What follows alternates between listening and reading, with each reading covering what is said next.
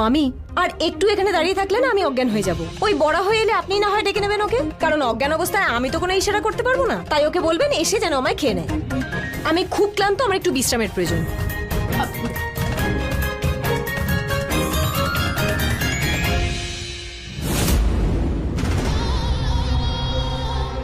চলো।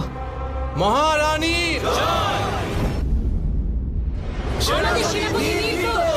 না,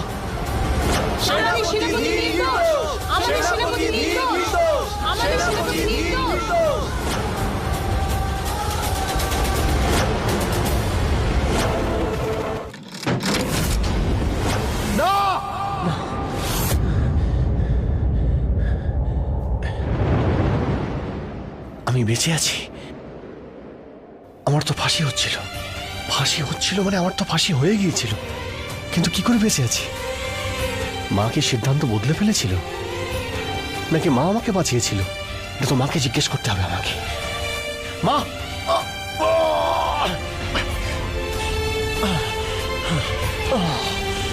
আশেপাশের সমস্ত রাজ্য আমার বিরুদ্ধে চলে যাচ্ছে ভদ্রমা। আপনি বলুন আমি কি করব? আমার ন্যায়, আমার বিচার ব্যবস্থা নিয়ে প্রশ্ন উঠছে যে আমি নাকি প্রথম থেকেই জানতাম স্বয়ং রাক্ষস। ভদ্রমা, সবাই জেনে গেছে যে স্বয়ং রাক্ষস। এবারও রাজা কোনোদিনই হতে পারবে না, কখনো না। আমি সবার চোখে ছোট হয়ে গেলাম, আমি অপমানিত হলাম। যাক বাবা, আমার ধীর তো বেঁচে আছে।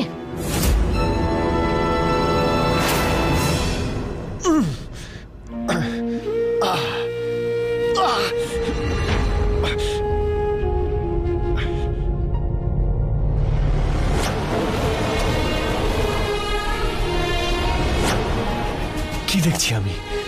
আমি তো ওই ঘরে ছিলাম, আর ওই মুনিয়া ওখানে এসেছিল। হ্যাঁ, ওটা মুনিয়াই ছিল, আর আমি ওই ঘরেই ছিলাম, আর মুনিয়া ওখানে গিয়েছিল। ওটা মুনিয়াই ছিল। আপনি বাইরে যেতে পারবেন না, কারণ আপনাকে এই ঘরে বন্দি করে রাখা হয়েছে। তোমরা তো জানো আমি কে। এই রাজ্যের সেনাপতি আমি, বুঝেছো? আর আমি রানীর সঙ্গে দেখা করতে চাই। সর এখান থেকে। আপনি বাইরে যেতে পারবেন না, মহারানী আদেশ দিয়েছেন। আদেশ? আমাকে আমার ঘরেই বন্দি করে রাখা হচ্ছে কেন? কি করেছি আমি? কারণ আপনি জোর করে বিয়ে করেছেন নিজেরই ভাইয়ের হবু স্ত্রী রাজকুমারী মুনিয়ার সাথে। প্রহরী! আপনি নিজের মুখেই স্বীকার করে নিয়ে রানীর আদেশ যে আপনি এখান থেকে বাইরে যেতে পারবেন না। আমি?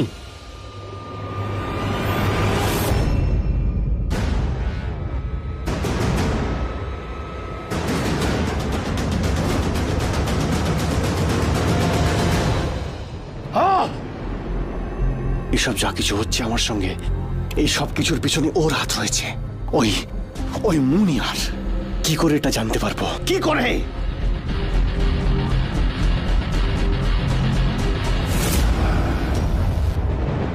আমার সঙ্গে ও খুব নোংরা খেলা খেলছে। একবার আসুক,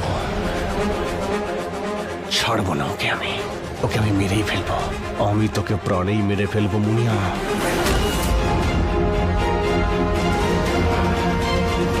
উঠুন ভদ্রমা, উঠুন উঠুন ভদ্রমা, কিছু তো বলুন ভদ্রমা। রানীমা, এত জোরে ডাকছেন কেন? উনি অসুস্থ। যদি নিচে পড়ে যায় তাহলে যতটুকু প্রাণ আর হাড়গোড় বেঁচে আছে সেটাও তো শেষ হয়ে যাবে। চুপ! দেখতে পাচ্ছ না আমি ওনার সাথে কথা বলছি? যাও গিয়ে কোনো বৈদ্যকে ডেকে আনো যিনি ওনাকে জাগাতে পারেন। যিনি কাজের, তিনি সবকিছু ভুলে এখানে শুয়ে আছেন, আর যে কোনো কাজের নয় সে ভূতের মতন আমার চোখের সামনে দাঁড়িয়ে আছে। যাও গিয়ে বৈদ্যকে ডেকে আনো। রানীমা, কোন বৈদ্যকে ডেকে আনবো? ওনাকে দেখে তো সবাই নিজের হাত তুলে দিয়েছেন। না না, আপনি জানেন রানীমা, আশেপাশের লোকেরা আপনার সম্বন্ধে কি বলে? আসলে কি জানেন, আমি সমস্ত খবর আমার পেটে রেখে দিই। আমি তো আমার নাম আর চরিত্রের জন্যই পরিচিত। আপনার যদি সন্দেহ হয় আপনি ভদ্রমাকে জিজ্ঞেস করুন। কিন্তু উনি কি করে বলবেন? উনি তো নিজেই আধমরা হয়ে পড়ে আছেন। কি বলছে সবাই? সবাই এটাই বলছে যে আপনি আপনার দুই ছেলেকে বাঁচানোর জন্য সবার চোখে ধুলো দিয়েছেন। না, আমি ধীরকে বাঁচাইনি। আমি বলতে চাইছি যে ধীরকে বাঁচানোর কোনো প্রয়োজন নেই। ধীর নিজেই একজন মায়াকুমার, শক্তিশালী সাহসী যোদ্ধা। ওকে বাঁচানোর আমার কোনো প্রয়োজন নেই। কিন্তু এখন আমার মাথায় শুধু একটাই প্রশ্ন ঘুরছে, আর সেটা হলো যে ধীর মুনিয়াকে জোর করে তুলে নিয়ে গিয়ে রানীমা, কে কাকে তুলে নিয়ে গেছে, কে সত্যি বলছে মিথ্যে বলছে তা জেনে আমরা কি করব? কিন্তু যদি ভদ্রমা, বলুন না ভদ্রমা যে ধীরকে এসব করতে পারে, বলুন। দেখো আবার এই আদমরাকে ঠেলাঠেলি করছে। চুপ! বলুন ভদ্রমা, বলুন, কিছু তো বলুন। ধীর এরকম কেন করলো? কেন ভদ্রমা বলুন? রানীমা, ওনার জ্ঞান তো ফিরতে দিন। আপনি তো ওনাকে অজ্ঞান অবস্থায় মেরে ফেলবেন না। মানে আমি বলছি যে আপনি একটু শান্ত হন, ওনার জ্ঞানটা তো ফিরতে দিন। আপনি একটু ধৈর্য ধরুন না। চিন্তা করবেন না, আমরা দুজনে মিলে খুঁজে বার করব এই কাজটা কে করেছে আর কবে করেছে। অনেকদিন আগেই জানতে পারতাম যদি ভদ্রমা অজ্ঞান না হতেন। উনি বোধহয় আমায় কিছু বলতে চাইছিলেন। অজ্ঞান হওয়ার আগে উনি কিছু জেনেছিলেন। উনি নিশ্চয়ই কোনো সত্য জেনেছিলেন যেটা আমাকে বলতে চাইছিলেন। কিন্তু কি, সেটা কি ভদ্রমা? আচ্ছা, আশেপাশের রাজ্যের রাজারা এখন কি চাইছেন? আমি জানি না, আমি কিচ্ছু জানি না। এখনো অব্দি আমাকে কেউ কিচ্ছু বলেনি। তবে আমার মনে হয় ও মুনিয়াকে বিজয়গড়ের হবু রানী করতে চায়। এটা হতে পারে না। কিন্তু এছাড়া আমাদের হাতে আর কোনো উপায়ও নেই। ধীর বিশ্বাসঘাতক, স্বয়ং রাক্ষস, তাহলে আর কি রইল? ওই মুনিয়া ধীরের স্ত্রী এখনো। সেই হিসেবে বিজয়গড়ের হবু রানী হওয়ার সম্ভাবনা এখনো নেই। আপনার এক ছেলে রাক্ষস আর আরেক ছেলে বিশ্বাসঘাতক। আপনি এরকম ছেলেকে কি করে রাজা বানাতে পারেন? আপনি আপনার দুই ছেলেকে কখনোই রাজা বানাতে পারবেন না। কিছুতেই করতে পারেন না, কিছুতেই করতে পারেন না। আপনি আমাদেরকে ঠকিয়েছেন। আপনি আপনার রাক্ষস ছেলেকে আমাদের থেকে লুকিয়ে রেখেছিলেন। আপনি সবাইকে দেখানোর জন্য ধীরকে ফাঁসি দিয়েছিলেন আর ওকেও বাঁচিয়ে রেখেছিলেন। না, আমি সত্যি জানতাম না যে স্বয়ং রাক্ষস। আমি যদি এটা জানতাম তাহলে ওকে হবু রাজা কোনোদিনই ঘোষণা করতাম না। এবার আপনার পরবর্তী রাজা, আপনার উত্তরাধিকারী কে হবে? এবার আপনার পরে এই রাজ সিংহাসনে কে বসবে? ধীর।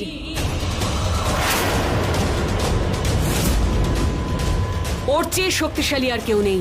ওই যে আপনার সঙ্গে এক হয়ে সমস্ত প্রজাদের ঠকে, যে নিজের রাজ্যকে ঠকাতে পারে, সে যদি কোনোদিন আমাদের উপর আক্রমণ করে দেয় তাহলে? আজ আমাদের সামনে একজন রানী না, একজন মা দাঁড়িয়ে আছেন যে শুধুমাত্র নিজের ছেলের ভালো চায়। আপনি একজন ভালো রানী হওয়ার নাটক করছেন, সবাইকে ধোঁকা দিচ্ছেন। না, আমি কাউকে ঠকাচ্ছি না। আর যদি আমি তাই চাইতাম তাহলে আমি ধীরকে মৃত্যুদণ্ড কেন দিলাম? ওকে আপনাদের সবার সামনে কেন ফাঁসি দিলাম? প্রজাদের নজরে মহান হওয়ার জন্যে একজন রানী শাস্তি দিল আর একজন মা বাঁচিয়ে নিল। কেননা ওকে আপনার দরকার আছে, আমাদের নেই। ও রাজা হতেই পারে না। দেখুন, আমার শুধু দুটোই সন্তান, একজন রাক্ষস, ও তো এখন রাজা হতে পারবে না, আর দ্বিতীয় জনকে রাজা হিসেবে চান না। আর এই দুজন ছাড়া আমার কাছে তো তৃতীয় আর কেউ নেই। আছে।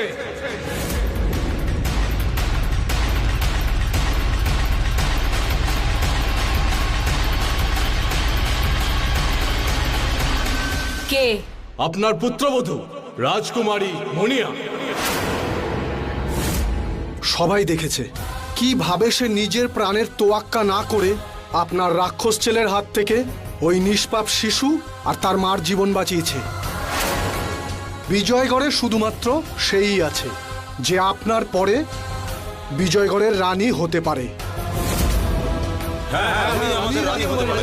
উনি আমাদের রানী হতে পারে। হ্যাঁ, উনি আমাদের রানী। ও রানী হতে পারে না, ও আমার বৌমা নয়। আমি বলতে চাইছি যে ওকে বৌমা হিসেবে কি করে মানবো, কি করে মেনে নেব যে ও আমার ছেলেকে বিয়ে করেছে? কোনো প্রমাণ আছে? কোনো সাক্ষী আছে? এই বিয়ের সবচেয়ে বড় সাক্ষী হলেন ভগবান বিষ্ণু। ওনাকে সাক্ষী রেখেই এই বিয়ে হয়েছিল। আর ওই বিয়ের পর আপনার প্রজাদের বাঁচানোর জন্য স্বয়ং বিষ্ণুদেবের 12 অবতার হয়েছিল, যেটার মানে এই দাঁড়ালো যে স্বয়ং বিষ্ণুদেবও এটাই চান যে বিজয়গড়ের রানী মুনিয়াই হবে। না, ও রানী হতে পারে না। যদি আপনি চান সব রাজ্য আপনার রাজ্যকে বহিষ্কার করে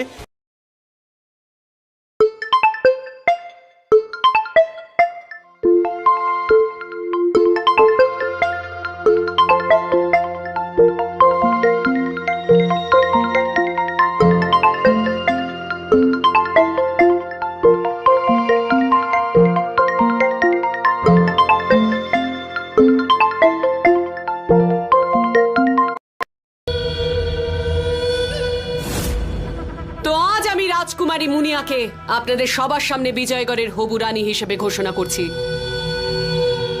কিন্তু একটা কথা মনে রাখবেন, মুনিয়া শুধু বিজয়গড়ের হবু রানী হবে, কিন্তু মুনিয়া এই রাজ সিংহাসনে ততদিন বসবে না যতদিন আমি বেঁচে আছি। এই রাজ সিংহাসন ওর হবে, কিন্তু আমার মৃত্যুর পরে। রানীমা, রানীমা ধীর কোথায়? পরবর্তী রানী, পরবর্তী রানী, পরবর্তী রানী, পরবর্তী রানী, পরবর্তী রানী, পরবর্তী রানী। অভিনন্দন, অনেক অভিনন্দন। আপনাদের চোখ খারাপ হয়ে গেছে নাকি? রানীমা ওখানে ওখানে পুষ্প বৃষ্টি করুন, ওনার জয় জয়কার করুন। আমার জয় জয়কার করছেন কেন আপনারা? মুনিয়া, আমার কাছে এসো, আমি বলছি তোমায়, এসো।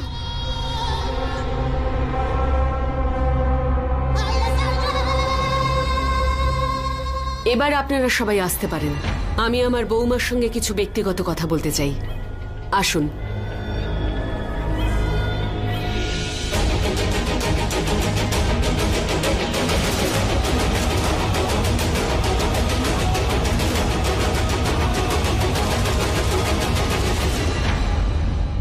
মুনিয়া, এখন তুমি আমার বৌমা, ধীরের স্ত্রী। সেই হিসেবে তুমি এই বিজয়গড়ের রাজসিংহাসনে বসা সবচেয়ে প্রথম আর সবচেয়ে শক্তিশালী দাবিদার। সেই জন্য আজ তোমায় বিজয়গড়ের হবু রানী হিসেবে ঘোষণা করছি।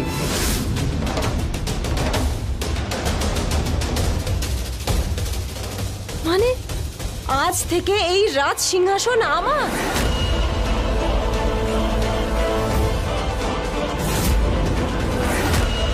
দেখুন দেখুন রানীমা, ভালো করে দেখুন।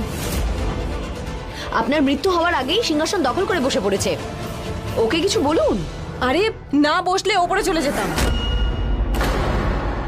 রানীমা মাথা ঘুরছিল, চোখের সামনে সব ঝাপসা হয়ে গেল। অন্য আর কোনো জায়গা পেলাম না, তাই ভাবলাম এখানেই বসি। হ্যাঁ, এটা ঠিক আছে। ক্ষমা করে দিন রানীমা, এই আজকের দিনটা যেন মানে কাটতেই চাইছিল না। একদিনেই মনে হলো সারা জীবন কেটে গেল। প্রথমে আমায় অপহরণ করা হলো, তারপরে ওই গন্ডারটা আমাকে বিয়ে করলো, তারপরে ওই রাক্ষসটা আক্রমণ করলো, আর তারপর এই রাজ সিংহাসন। আমি বেঁচে থাকতে নয়, আমার মৃত্যুর পরে। কতদিনে? না মানে বলতে চাইছি কতদিনের মধ্যে আপনি এই সবকিছু শেখাবেন? আমি রাজত্ব করতে পারি না। না পারলে আমি শিখিয়ে দেব, কিন্তু এখন তুমি তোমার ঘরে যাও, বিশ্রাম করো। ক্লান্ত লাগছে তো তোমার? হ্যাঁ, খুব ক্লান্ত লাগছে, কিন্তু আপনি আছেন তো, তাই এই ক্লান্তি কি? আমি কোনো কিছুকেই ভয় পাই না। আপনি তো বলেছিলেন যে আপনি আমার মায়ের মতো, আর এখন তো আপনি আমার শাশুড়ি, মানে শাশুড়ি বৌমার সম্পর্ক। আরে না না না, রানী মায়ের সম্পর্ক। কে আছো? শোনো, ওকে ধরে ওর ঘরে নিয়ে যাও।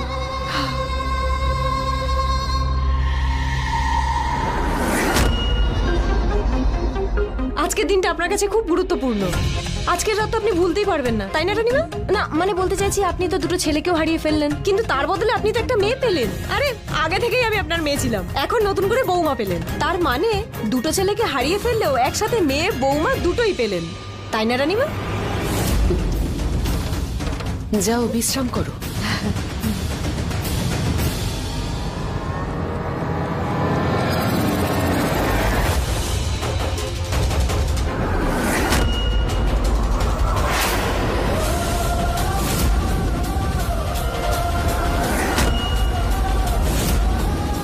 এ তো সবে শুরু ইরাবতী, এখনো তো খেলা অনেক বাকি। তারপর মৃত্যু, তোর মৃত্যু, তাও খুব তাড়াতাড়ি হবে।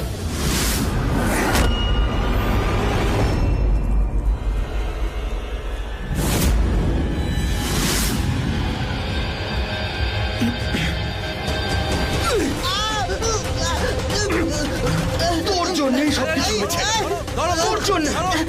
তোকে শেষ করে ফেলবো।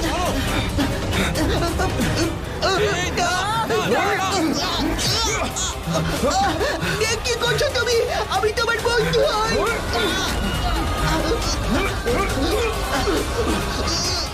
করছি আমি, তাই অল্প একটু আঘাত করেছি। যাদের চিকিৎসার জন্য তোমাকে এরা বাইরে নিয়ে যায়, আর বাইরে গিয়ে সত্যিটা খুঁজে বের করো। যাও। আমি অজ্ঞান হয়ে যাচ্ছি, আমাকে বৈদ্যর কাছে নিয়ে চলো, নিয়ে চলো আমায়।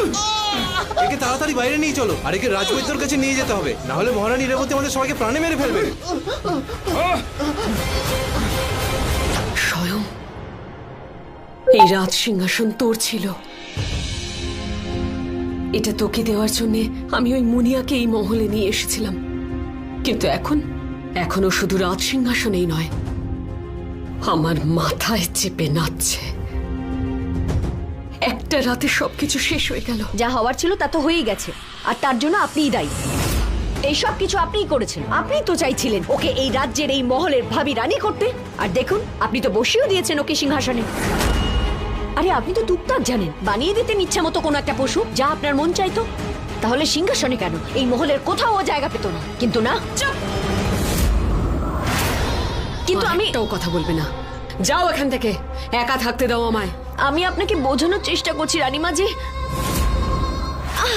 তোকে না, মানে রানীমার জয় হোক।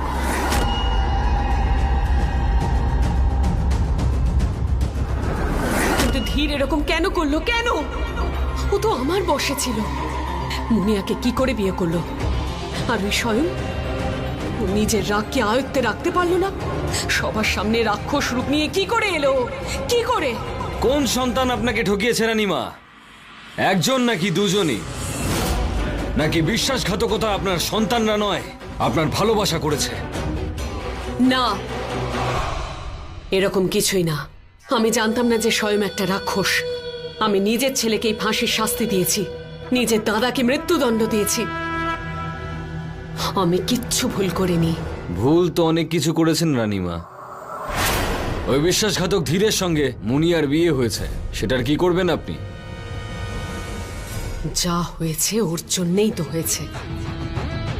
ওর সাথে যা ভুল হয়েছে আমি সব শুধরে নেব। আমি ওকে আজকে বিজয়গড়ের হবু রানী ঘোষণা করেছি।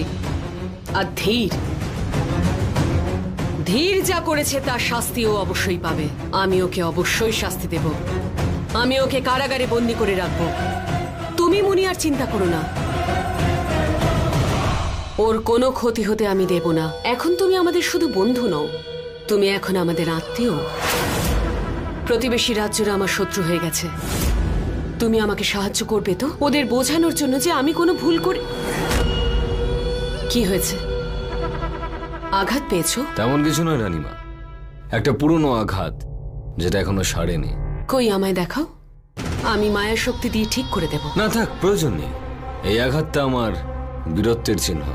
এক শত্রুর উপর জয়লাভ করার সময় এই আঘাত আমার লেগেছিল। যাই হোক, এটার কথা বাদ দিন রানীমা। আপনি শুধু এটা মনে রাখুন যে আমি এখানে আছি, আর প্রত্যেক মুহূর্তে আমি আপনার উপর আর মুনিয়ার উপর নজর রাখছি। আমার ভাবলেও গায়ে কাঁটা দেয় যখন আমার মনে পড়ে যায় যে ওই রাক্ষসটাই মুনিয়ার বাবাকে মেরেছিল, আর সেই রাক্ষসটাই আপনার এক সন্তান।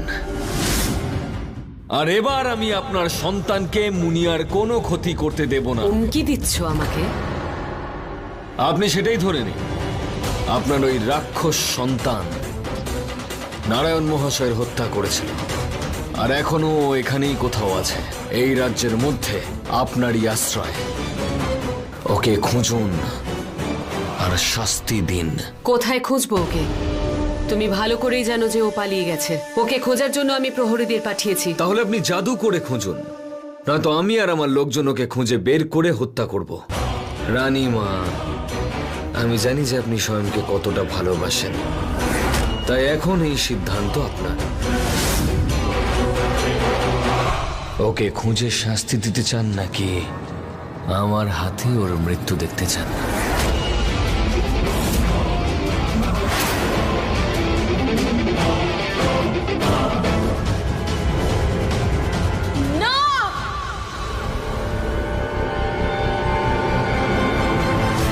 ইরাবতী ওর হাত। না নিশি বৌদি, এখন নয়, তুমি চলে যাও এখান থেকে। ইরাবতী কিন্তু ও